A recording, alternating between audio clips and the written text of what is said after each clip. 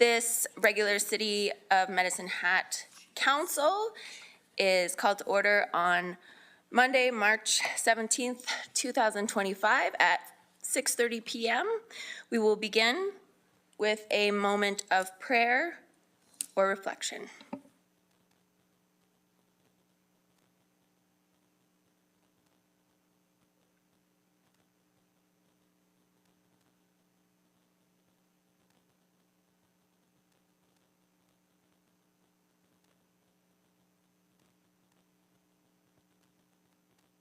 The City of Medicine Hat acknowledges that we live and work on treaty territory.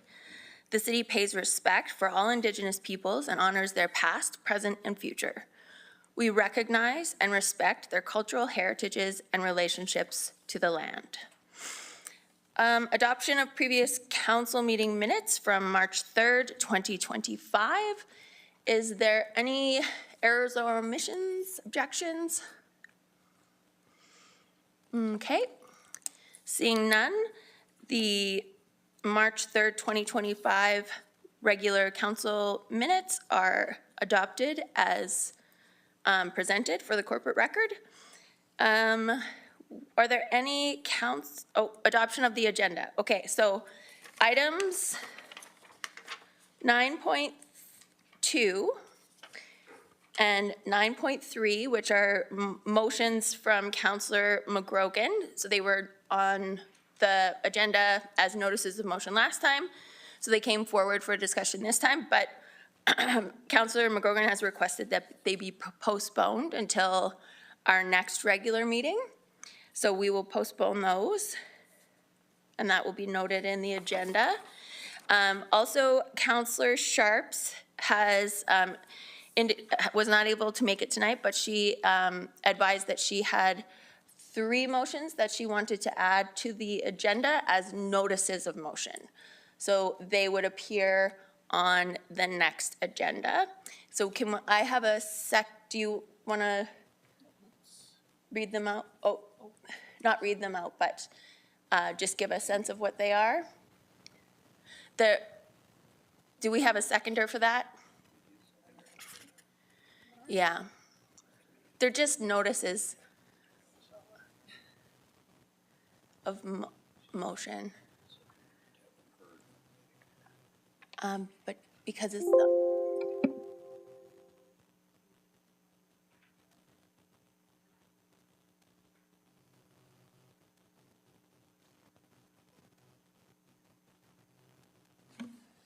Might I suggest that it would be better if she was present? She couldn't be present, and it's just a notice of motion, so we're not dealing with it today. We deal with it at our next meeting. So similar to the 2 motions that are being postponed today. I believe one is regarding some following the City of Calgary's example on HR metrics, publication of HR metrics. One is in relation to severance, and one is in relation to buying local.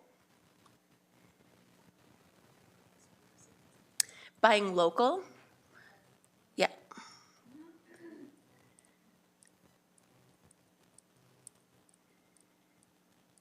Seconder?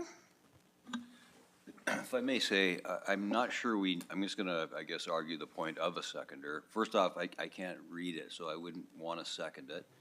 And I'm just wondering if it's just being introduced for 2 weeks down the road to be heard. I don't, like, similar to my motions last week or 2 weeks ago, I don't think that we need a seconder.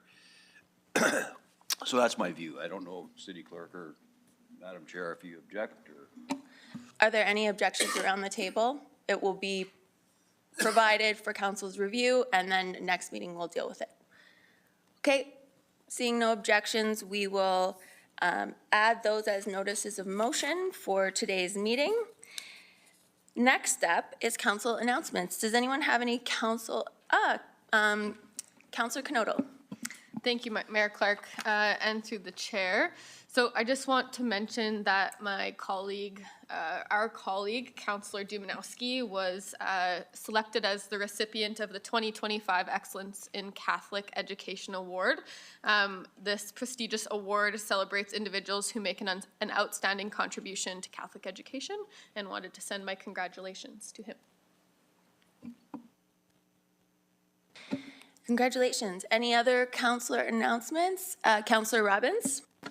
Yeah, I just want to get this right. I just wanted to congratulate a girls' hockey team, the Wildcats, the U13. They took home their banner and they're off to provincials next weekend. And they're all at an age where girls sometimes will drop out of sports. So the fact that they've continued and they're working together as a team and they're off to provincials is very exciting. I'm not meaning to ignore boys hockey, but sorry, boys, you get a lot of attention for all of the things you do in hockey, and the girls don't get enough. So I just wanted to highlight their tremendous achievement and wish them the best of luck at provincials.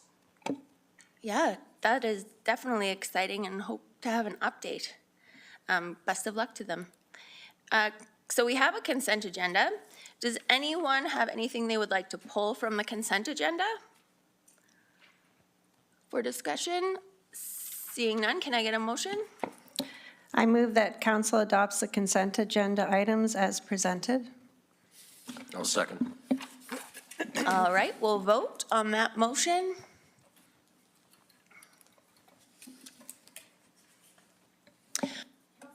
Councillor Sharps is not present, so we'll just need to, do we need to re-vote?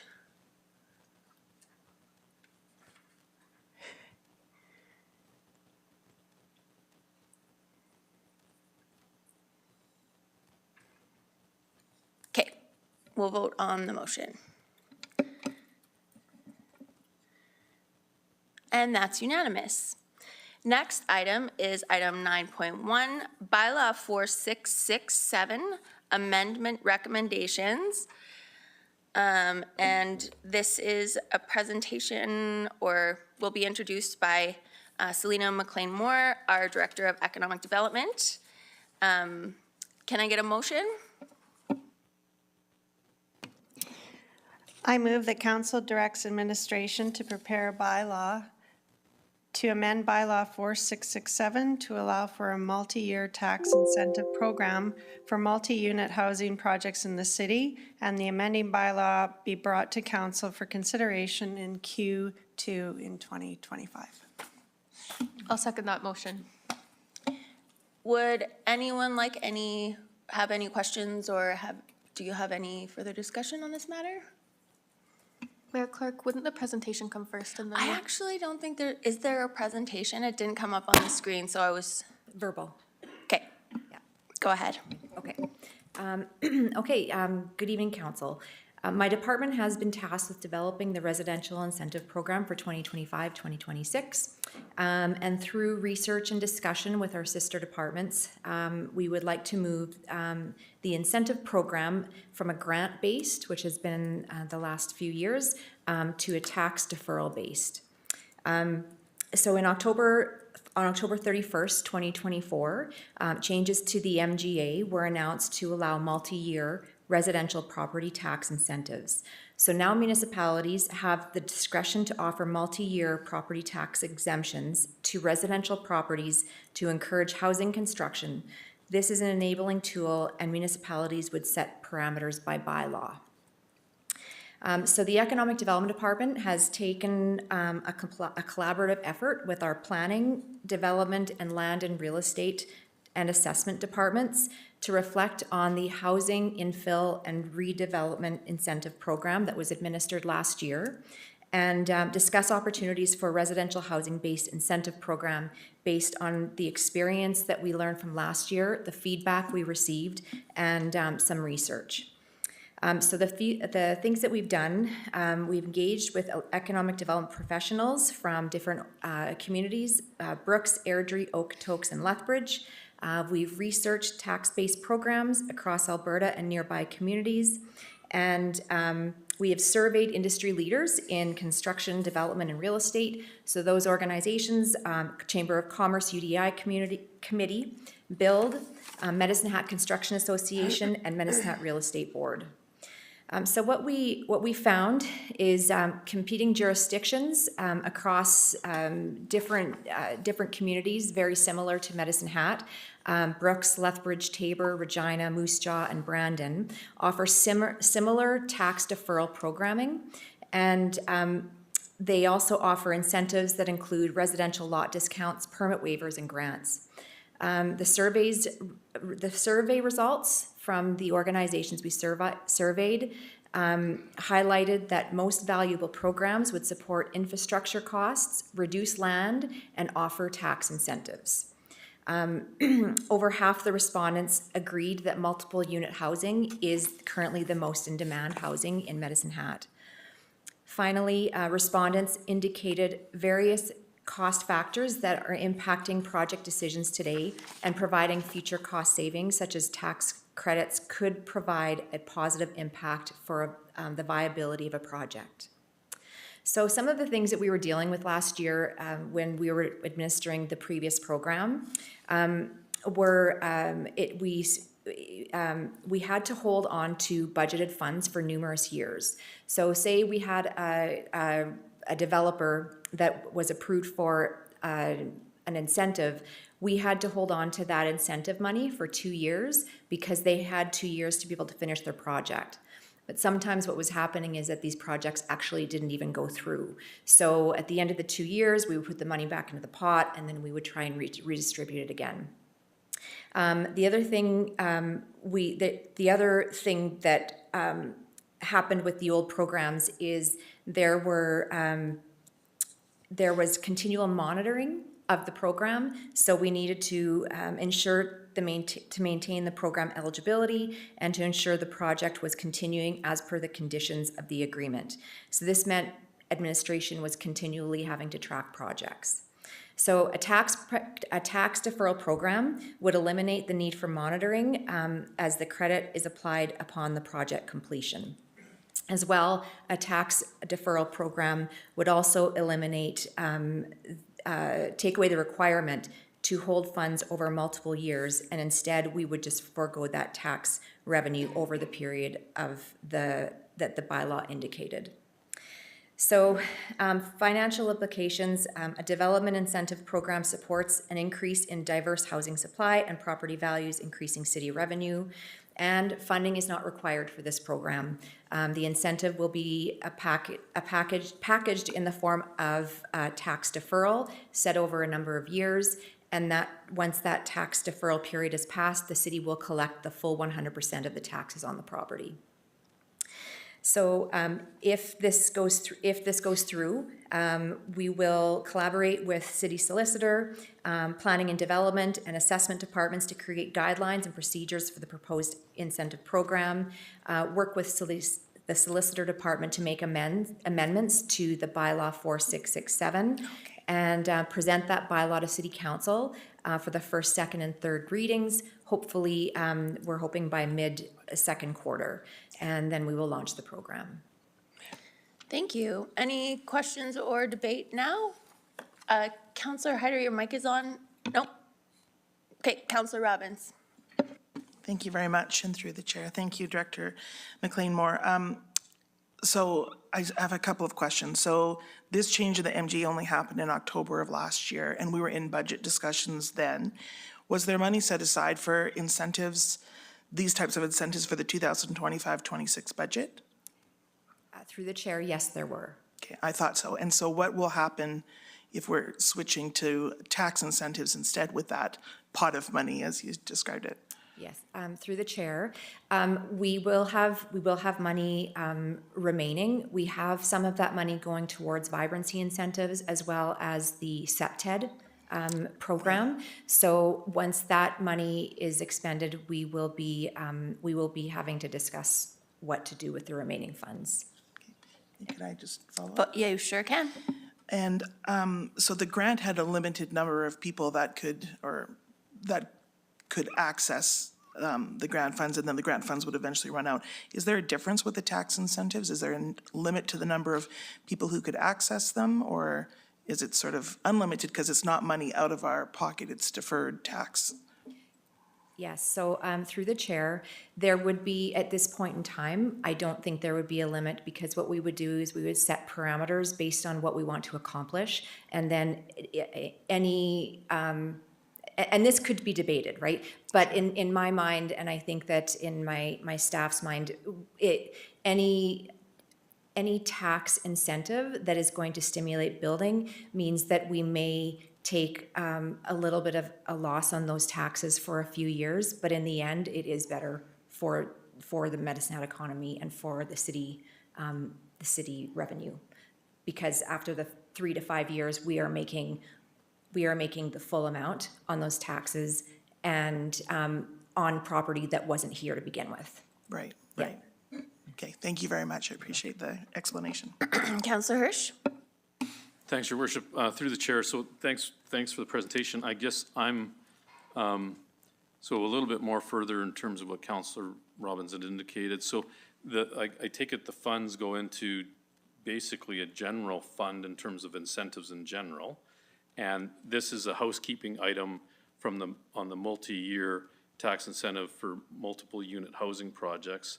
Where I'm struggling is we as a council have been told, let me get to my question first. So is this specific, I know we're gonna enable this, I think we got some support here to have it as far as the MGA goes, but would you still have to come back to us on the incentive programs, or you're following in terms of what was already budgeted within the budget? So let's start there. Through the chair, we will not be using that budget for the tax credits. We will just go right to a tax credit. That process was the way it was done in previous years. We did a scan of the different municipalities and how it was administered in those municipalities, and all of the municipalities do not pull from a pot of money to replace the tax money. So we have recommended that we just go right to a straight tax deferral that comes from the taxes. Oh, okay, thanks. So thanks for that. The thing that's tripping me up a little bit is we as a council and certainly within the community know that we're in dire demand in terms of multi-unit residential. So where I'm struggling is I'm not so sure that we need to incent when the incentive's already there, that everyone knows there's a shortage and there's gonna be desire for that to happen naturally and in the absence maybe of incentive. I think I'd be a bit more concerned, and maybe you can tell me, if the numbers, and we did, it did relate to a little bit to the lots and the size, the amount of lots that we have available as well. But I'm just wondering if you feel that the utilization of the incentive within multi-unit housing projects right now is warranted. Let's go with that. Through the chair, I would say it is warranted. We have a particular situation in Medicine Hat where we are at a relatively stagnant growth, and we have a housing shortage. And so what that means is that we are struggling to be able to find developers that want to actually come and invest in our community because of the stagnant growth. And so the incentives provide an opportunity for us to be able to lure them here, first of all. The other thing is that it keeps us competitive with the other municipalities that are surrounding.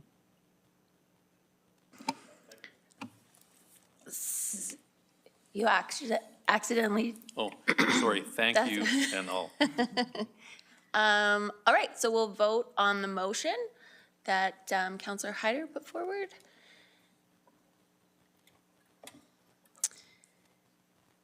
And that is unanimous. So we only have 9.4, nonprofit operating grant program that was put forward by Councillor Hyder. Councillor Hyder, if you would like to make your motion, we'll get a seconder, and then I'll come back to you to speak to your motion. Thank you, Mayor Clark, and through the chair. Now, therefore, be it resolved that council direct administration to develop a nonprofit operating grant program leveraging the efficiencies, knowledge, and experience gained in the creation of a nonprofit capital grant program, with the program to be functional by June 1st, 2025. I'll second that. Councillor Hyder, would you like to speak to your motion? Sure, thank you, Mayor Clark. As we all know, people and organizations and perhaps even individuals come to the city looking for support.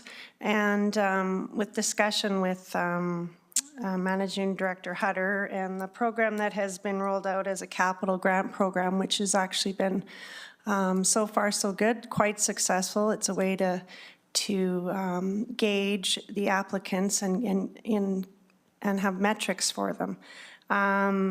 My idea behind this and our idea behind this was to add an operational grant program to the program that exists.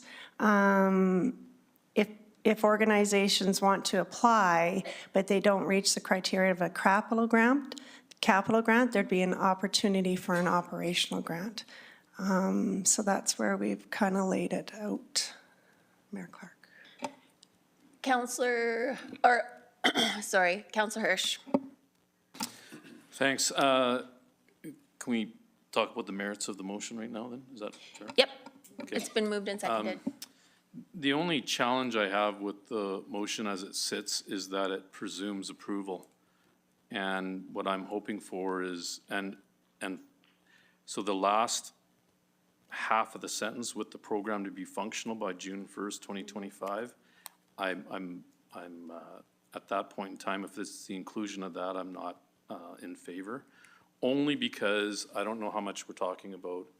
I don't know what the parameters are. I don't know what the options are, and that sort of thing. So I'm comfortable with staff being, or administration being tasked with coming back with options and particular amounts. Because, and I guess my question is, this would be all unbudgeted, because, and I see a nod. So this is all unbudgeted funds to which I don't feel comfortable having an open check. And with all no disrespect to my fellow councillor made the motion. So I'm just saying, if we can make it so that it goes back to administration, come back with options considered and that sort of thing for review and approval. I'm Councillor Hirsch, would you like to put forward a motion to amend, perhaps after the comma, and come back to council with options? Certainly. Would you like to add a date to that? I will, and I understand that there's some urgency based on the June 1st, 2025. The only question I have as well is that we were undertaking a bit of a review when it comes to a matrix in terms of nonprofits making, and maybe I'd like to know how that would synthesize with this motion. If I also would potentially suggest for your motion to, instead of develop in the first line, develop a nonprofit operating grant program, just develop options for. Yes, that's. Yeah. Okay, do we have a seconder on the amendment? I'll second that. Okay, so is there any debate or discussion on the amendment? Okay, we'll vote on the amendment.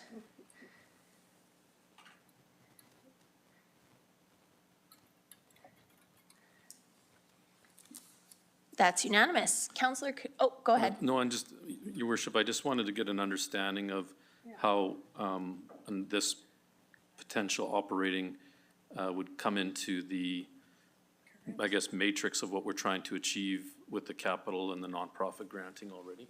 Just wanted to understand what that looks like. Okay, but like right now, not the option, not when the options come forward? Unless city manager's not comfortable answering it, but, City Manager Mitchell? okay, perfect. Thank you. Through the chair, I did have my button, it got knocked off, but I put it back up. I would say that one thing I think staff would need some time to develop is not only just looking at this, but what does it even mean? Because I know we've had discussions here around the horseshoe on opening up that revenue stream for different organizations. And we've always done capital, we haven't done operating. So I would like the opportunity to come back with a report, not just saying, here are some types, but what are the benefits and the detriments to it? What does it mean for our budget that's already set for 25, 26? But what does it mean moving forward? And how have other municipalities of our similar size done that?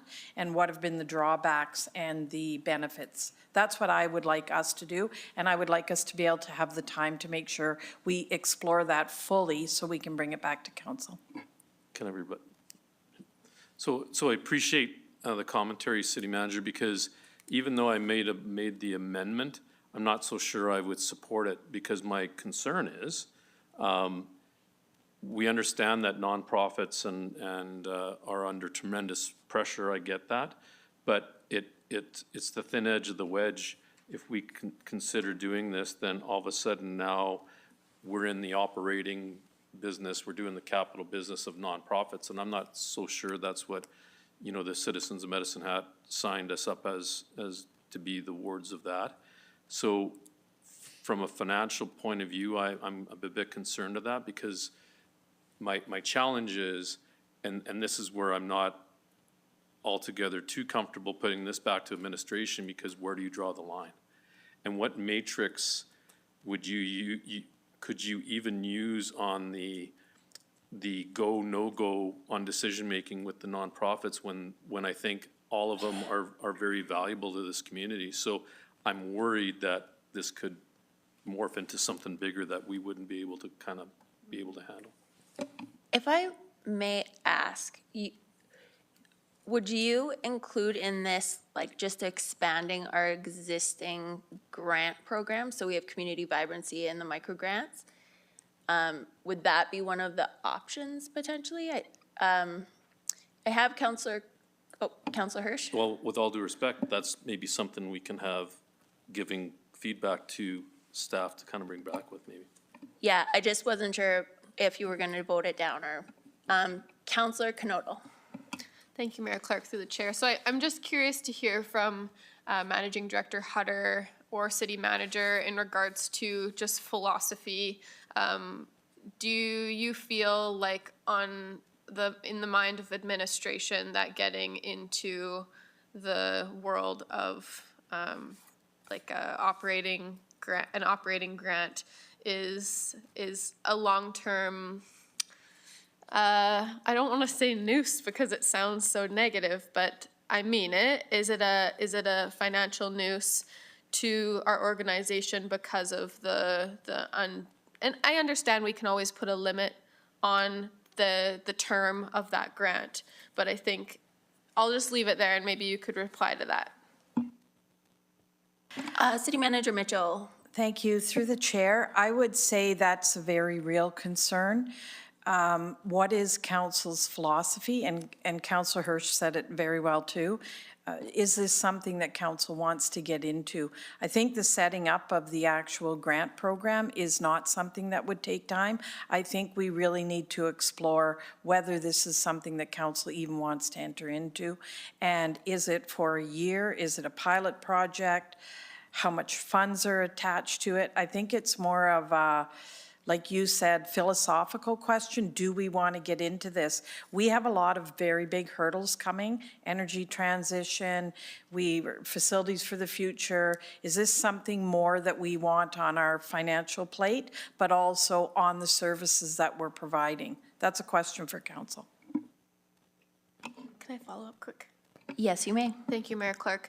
I appreciate your reply, thank you. I think that my understanding when we first started doing this work was that we were trying to get away from operating grants just because of that long-term commitment, and that ultimately there's those expenses they don't stop. So part of me feels hesitant, but I'm looking forward to more information. I have a bit of trepidation.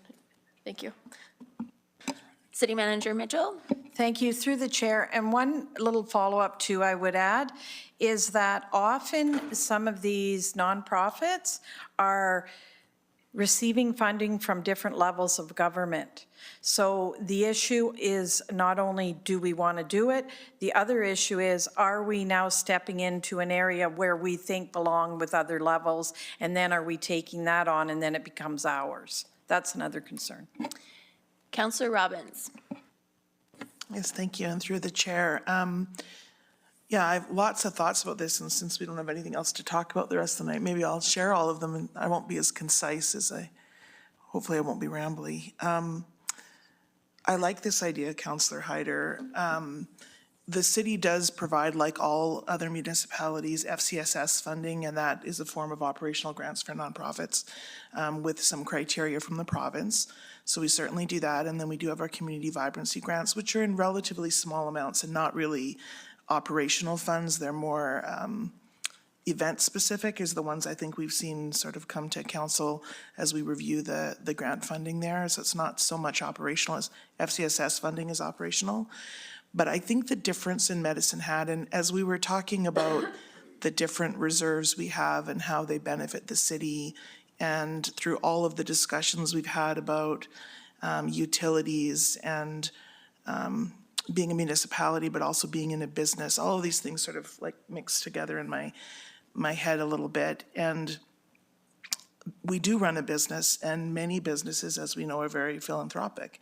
They do have this sort of donation piece that they do, whether they're providing, food for events or I just was at the Ring at Provincials this weekend, and there was many sponsors, businesses who just think it's important to invest in the community.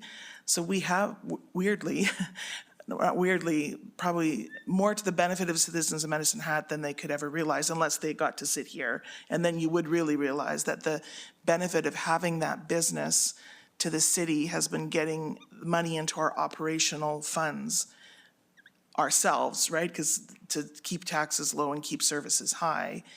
And the plan was and is to eliminate our need to be reliant on those dividends. And so there's been a financial plan, and we've been working through it and picking an end date for that. And every choice we make changes that end date.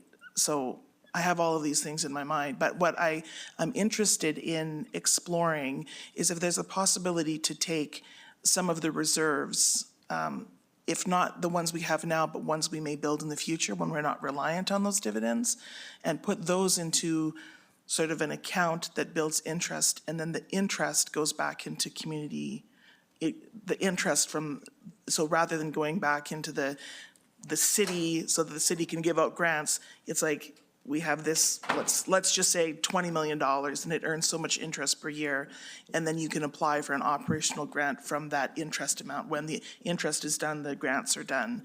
Same thing with the capital, where we could take the profits from the business and build something that's sort of a legacy for the long term, and would be some reliable funding for some of these nonprofits. The other thing I'm kind of interested in is if there is a grant program, if it's a matching grant program. Because I think that when I donate, if I know that my money is going to be matched and it'll double for that nonprofit, that always makes me so happy to know that it's had a double benefit. So what I choose to donate is going to have an extra benefit. So those are the things that I'm just sort of, I am going to support you, Councillor Hyder. I think exploring it is a good idea. I do worry it sends out a message, we're going to do this, which I don't know that, Councillor Hirsch, now looking at you. I'm not sure I'll vote for it ultimately because if there's too much of a cost. But it would be something that if we say the cost is too high right now, in the future when we've sort of weaned ourselves off of dependence on our business to sort of buffer up our budget gap, if there continues to be profits from the business long term, what else could they do for the community? Of course, we want to keep our taxes low, we want to keep our utility costs low, but what else can we do with those funds, and how could we make it so it's not just the first person who hits the mic who gets the money, that there's an actual criteria involved? So lots of random thoughts there. I'm not sure if they help or hinder, but I am going to support your motion, Councillor Hyder, so I can learn more. Councillor Hyder? Thank you, and through the chair, thank you, Councillor Robbins. I think my whole idea of it was because I appreciate the capital grant program that we have, and I thought it was just another avenue for organizations to possibly retain funds from the city.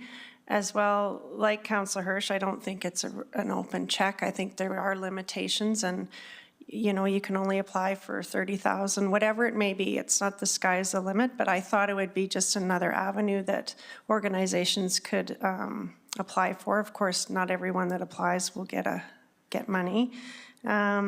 Possibly more of a term agreement rather than, depending on what we're looking at, but it was just an idea I had, and I thought I'd throw it out there. Councillor McGrogan? Yeah, thank you. And through the chair, so Councillor Hyder, I guess when I read this, I thought that what you were asking is maybe to put some kind of framework around the requests we've already been getting for not-for-profits. And I know I can think of 3 off the top of my head that are quite significant recently, and others in the past. And I'm just wondering, is your motive, I guess, with this exploration to actually build a framework so that every not-for-profit that comes forward, there's a certain process that has to be followed? And again, you know, whether the dollar amounts, I think, is a separate issue, or is it all kind of included in what you're thinking? I'm just curious about that, and I think admin might want to know. Councillor Hyder, do you want to respond to that? Sure. I think my idea was to, since we've started the capital grant program, Andy, that if other organizations came forward, it wasn't just streamlined for capital. Maybe like Councillor or someone said, we have all these grant programs out there, and I just thought it would be kind of a leg or an add-on to the capital grant. Is it connected to the money? No, I don't think so, but I would totally love to hear from admin, and I'd love them to take it back and work on my, whittle my thoughts maybe, and Councillor Hirsch's thoughts. Councillor McGrogan? Yeah, thank you. So thanks for that. And, you know, I definitely would explore, I support the exploration of the possibility of what it would look like. But again, like others have said, I'm just concerned about the dollar ramification at the end of the day. So thank you. Councillor Dumanowski? Thank you, through the chair.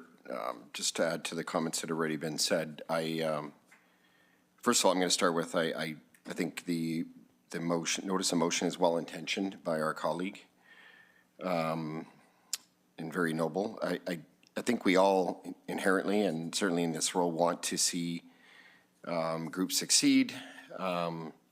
It is a question, though, of whether we're going down an operational landmine by initiating this. However, I think with very specific criteria, the framework someone said, I think there's some plausibility to this. Some thoughts, I guess I'm thinking, would this act as a seed grant of some sort operationally to initiate some kind of a nonprofit in the form of an incubator, if you will? Micro grant, if you will, is it one-time grant? Is it a percentage of the total?